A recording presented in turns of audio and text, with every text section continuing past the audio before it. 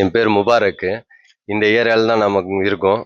ஐயா நீங்க பார்த்தீங்கன்னாலே தெரியும் உங்களுக்கு. இந்த வீட்ல எங்கேயுமே வந்து உள்ள போறதுக்கும், வெளிய வரதுக்கும் முடியாம ஒரு வாரமா எல்லாருமே வெளிய தான் தங்கிட்டு இருக்காங்க. அவங்கவங்க சொந்தக்காரங்க வீட்ல. அவங்க வீடு இருக்கிறவங்க சொந்தக்காரங்க வீட்ல, வீடு இல்லாதவங்க அதே தண்ணீல தான் நடக்கிறதும், போறதும், வரதுமா இருக்காங்க. ரொம்ப கஷ்டமா இருக்கு. ஏற்கனவே நம்ம நெறைய மனுலாம் குடுத்துருக்கோம். வந்தாங்க, தாசில்தார்லாம் பார்த்தாங்க. எல்லாருமே பார்த்தாங்க. ஆனா சரியான ஒரு தீர்வு இல்ல. ஏன்னா இந்த ஏரியா வந்து ஒரு 3 ஏரியாவா பிரியுது. அதாவது இது சேன்பாகம், தொற்பாடி, பாகா என்ற மாரி 3 ஏரியாவா பிரியறதால, அதுக்கு தனி கவுன்சிலரு, அதுக்கு வார்டு தனித்தனி வார்டா இருக்கிறதால, எதுவும் சரியான முறையில ஒரு செயல்பாடு வரல. அதனால மொத்தமே வந்து இந்த ஏரியா வந்து சரியான முறையில ஒரு ஒரு இது இல்லாம இருக்கு. அதனால இங்க பார்த்தீங்கன்னா, நீங்க தொற்பாடி ஏரி ஃபுல்லாவே தண்ணி ரொம்பி அப்படியே வழிஞ்சு போயிட்டு இருக்கு. அது போறதால எல்லாருக்கும் வந்து சரியான அந்த கால்வா ஒண்ணு இருக்கு. பெரிய கால்வா இருக்கு. இதுக்கு முன்னாடி இருந்தது தான் அது.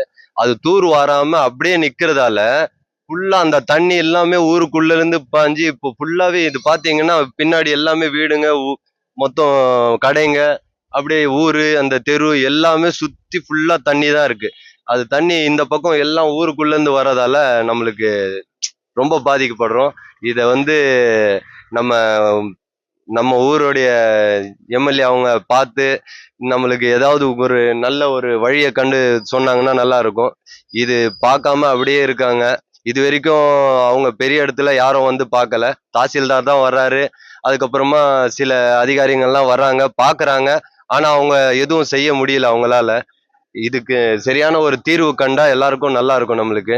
இது ரொம்ப ம், ரொம்ப கஷ்டமா இருக்கு இங்க இருக்கிறதுக்கே. அவங்க கொஞ்சம் நம்மள ஏதாவது பண்ணாங்கன்னா நல்லா இருக்கும். என் பேர் சையத் அஃப்ரோஸ் சார்.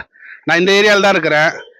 இங்கே வந்து பார்த்தீங்கன்னா எப்பவுமே மழை வந்தால் ஒரு முறை தான் மழை பெய்யும். ஆனால் வந்து பார்த்தீங்கன்னா தண்ணி எப்போ பார்த்தாலும் கிட்டத்தட்ட ஒரு 15 நாள்னா கூட தண்ணி அப்படியே போயினே இருக்கும். இது என்ன ஒன்று பிரச்சனை அப்படின்னு பார்த்தீங்கன்னா, கரெக்டான வந்து காவாங்கெல்லாம் கிடையாது இந்த இடத்துல.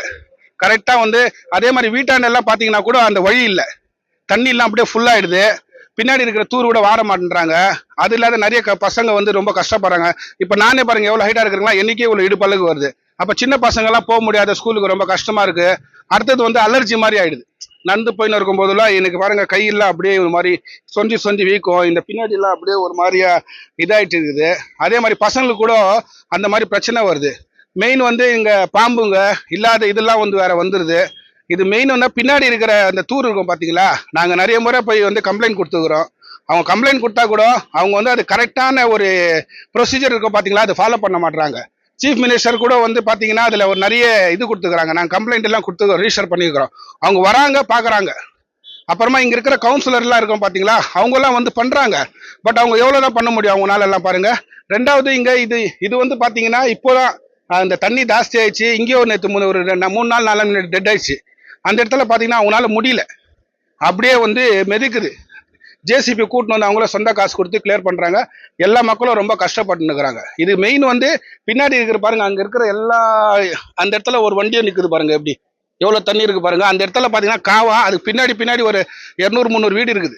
இது எல்லாமே யாருமே வெளியே வரல. மெயினா இப்போ வீட்டு வெளியே கூட வரல. இப்ப எதனா சாப்பாடு எதனா வாங்கினா எதனா போனோம்னா கூட இங்கிருந்து வர்றது கூட பயப்படுறாங்க. ஏன்னா நம்ம நடந்து போனோம் எதுனா. இப்ப என்னைக்கு அந்த மாதிரி பிரச்சனை ஆயிடுச்சு பாத்தீங்களா, அந்த மாதிரிலாம் ஒரு பிரச்சனை நடக்குது. இதுக்கு வந்து எதனா ஒரு ஸ்டெப் எடுத்து உடனே வந்து தீர்வு வரணும் இதுக்கு. இப்போ ஏன்னா இங்க ஒரு ஒரு ஒரு ஆள் ரெண்டு நிறைய பசங்க தான் இருக்கிறாங்க. பின்னாடி வீடு நிறைய இருக்குது. இங்காவது கொஞ்சம் ஃப்ரண்ட்டுங்களா, இங்கேயாவது கொஞ்சம் ஒரு இடத்துல எல்லாம் வந்து குழி எல்லாம் இருக்குது தெரியும். பின்னாடி எல்லாம் போனீங்கன்னா சுத்தமா தெரியாது. முள் செடி மாதிரிலாம் அந்த மாதிரி இருக்குதுங்களா, அதுல வீடு கட்டிக்கிறாங்க. கொஞ்சம் நிறைய பேர் வந்து அங்க இருக்குது. பட் காவா வந்து சுத்தமா இல்லை. மெயினா வந்து தூர் வார மாட்டாங்க. ஒரு முறை தான் தண்ணி இது மழை வருது. ஆனா பாத்தீங்கன்னா ஒரு 8 நாள் 10 நாள் அப்படியே தண்ணி போயினே இருக்கு சார். அது புகார் கொடுத்துருக்குறோம் சார். இங்க இந்த இடத்துல பாத்தீங்கன்னா இப்போ புகார் கொடுத்துதான் இருக்கிறாங்க. எல்லாருமே புகார் கொடுக்குறாங்க.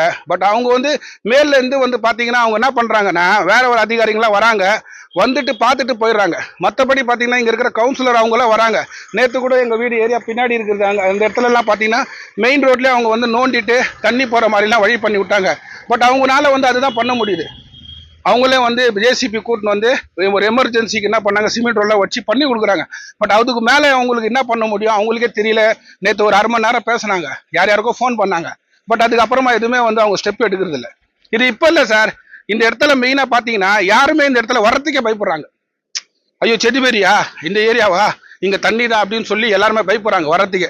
சொந்தக்காரங்க கூட வர மாட்டாங்க இப்போ பாருங்க, எங்க அம்மா இங்க இருக்கிறாங்க, பையனுக்கு உடம்பு சரியில்லை, வீட்டுக்கு வர்றவங்க அப்படின்னு சொன்னா எப்படி வர முடியாதுங்களே, அதுதான் ஒரு பிரச்சனை.